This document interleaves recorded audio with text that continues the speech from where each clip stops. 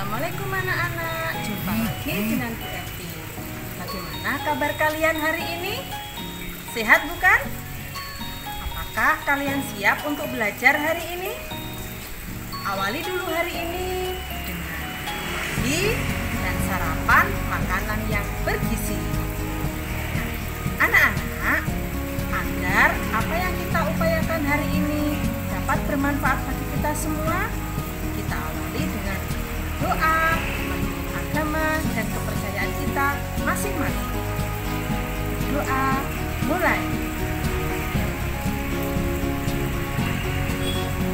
Doa selesai. Anak, mari kita belajar.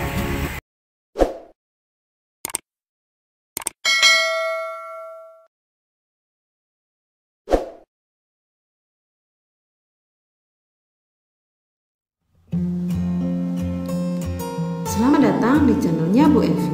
Kali ini kita akan belajar bersama tema 2, subtema 2 tentang manfaat hewan bagi kehidupan manusia pada pembelajaran yang ke-6.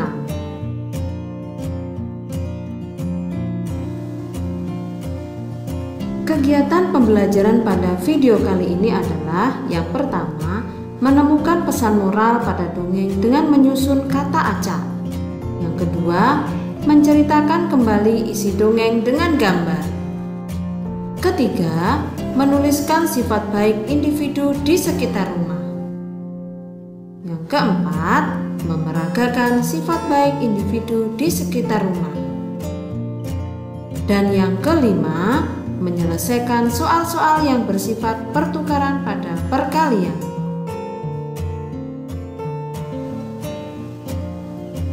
Tujuan pembelajaran yang akan dicapai pada video ini adalah yang pertama, siswa dapat menemukan pesan yang terdapat dalam dongeng.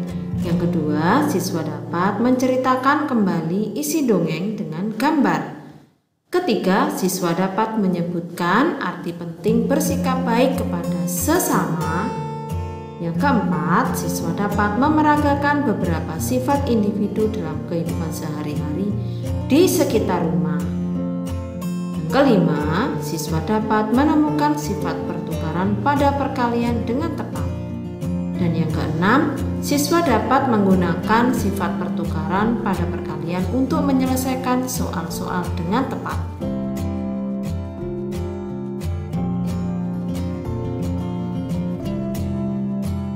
Hari ini, Benny ingin bercerita tentang dongeng yang pernah dibacanya. Benny terkenal pandai bercerita di antara teman-temannya. Ia bercerita tentang kuda dan keledai.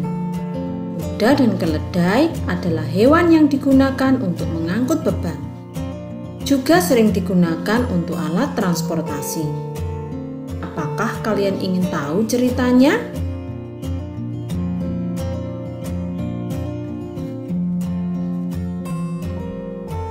Mari membaca dongeng.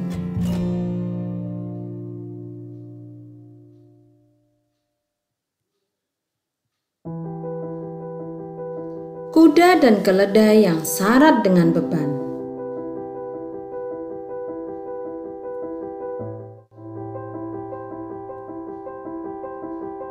Pernah ada seorang pria yang memelihara seekor kuda dan seekor keledai. Kebiasaan pria tersebut memuati keledainya dengan beban yang berat.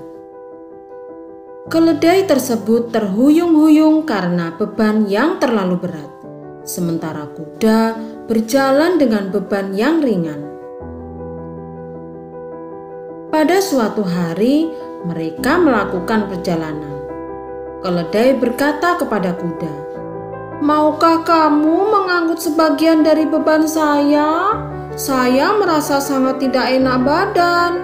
Jika kamu mau membawa sebagian bebanku, mungkin saya akan cepat sembuh.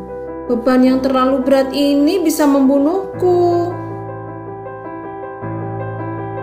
Kuda hanya menendang-nendang kakinya. Ia berkata kepada keledai agar tidak usah mengeluh. Ia tidak mau diganggu dengan kata-kata keluhan. Keledai terhuyung-huyung selama berjalan setengah kilometer. Tiba-tiba ia jatuh ke tanah dan mati. Si pemilik datang dan hanya bisa berpasrah dengan apa yang telah terjadi. Ia melepaskan beban dari keledai yang telah mati. Semua beban ditempatkan di atas punggung kuda. "Aduh!" keluh kuda saat dia merasakan beban berat. Beban bertambah dengan berat tubuh keledai yang telah mati.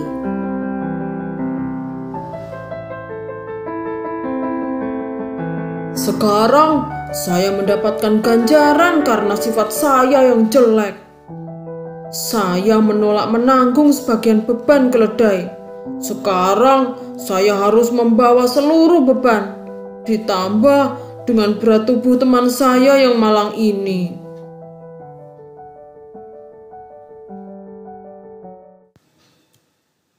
Nah, anak-anak, cobalah kalian menyusun kata-kata acak berikut sehingga menjadi sebuah pesan moral yang terdapat pada dongeng.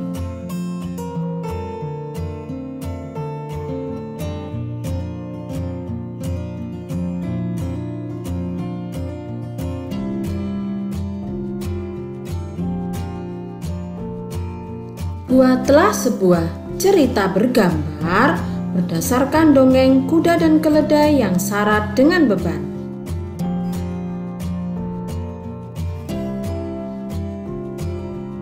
Benny dan Edo pulang sekolah bersama-sama. Di jalan, mereka menemukan seekor kucing yang jatuh ke selokan. Benny menolong kucing tersebut dan membawanya pulang ke rumah. Edo tidak mau membawa kucing tersebut. Ia geli pada bulu kucing. Setiap orang memiliki sifat-sifat yang berbeda-beda. Dalam satu keluarga pun memiliki sifat yang berbeda-beda. Begitu pula dengan sifat orang dalam satu lingkungan tetangga. Coba kalian perhatikan tetangga di sekitar rumahmu. Di lingkungan sekitar rumahmu ada banyak tetangga. Setiap tetangga memiliki sifatnya masing-masing. Tulislah nama orang yang berada di lingkungan tetanggamu yang memiliki sifat-sifat berikut ini.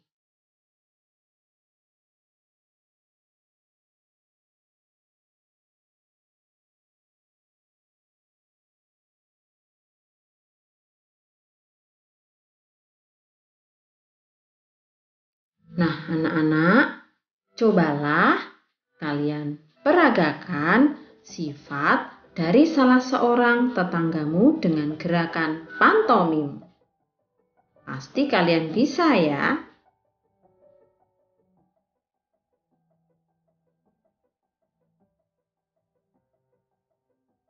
Dan teman-temanmu bisa menebak sifat yang kamu peragakan di depan kelas.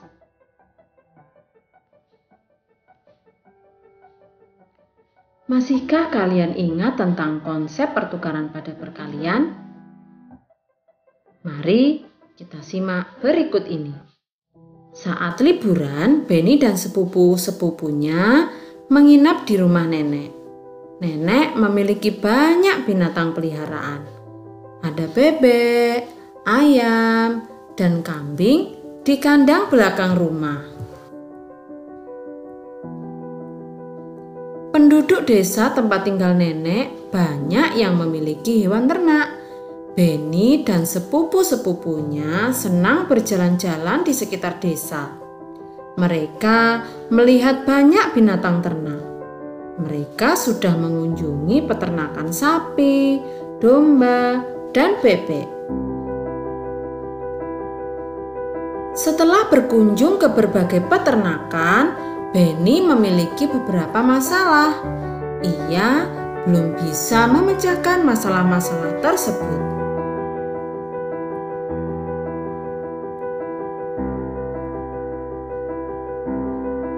Bantu Benny menyelesaikan permasalahannya yuk.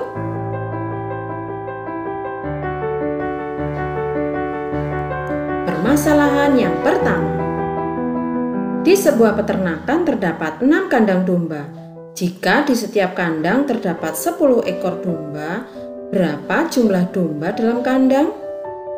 Tiap kandang sesak dengan domba karena luas kandang yang tidak besar.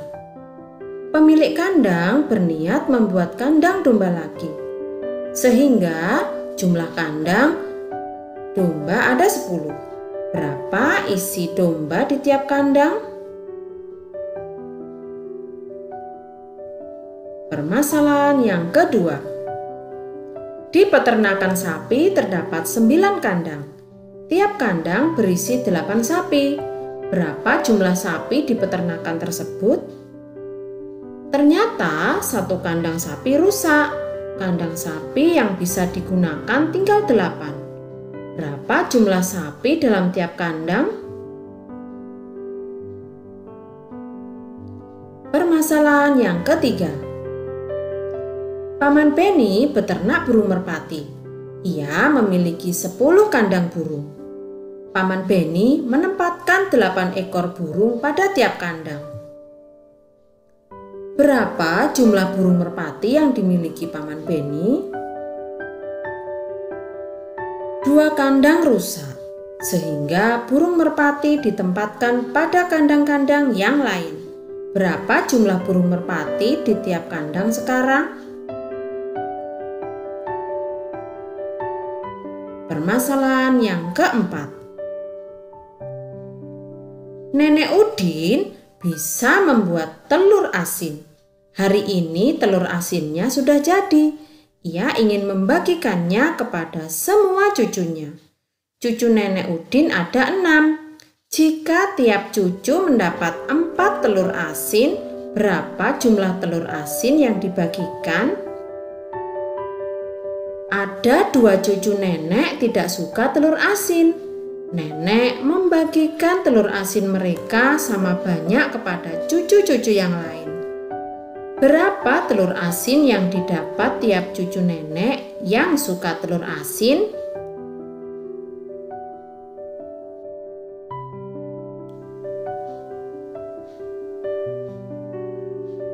Nah, anak-anak, demikianlah pembelajaran kita kali ini.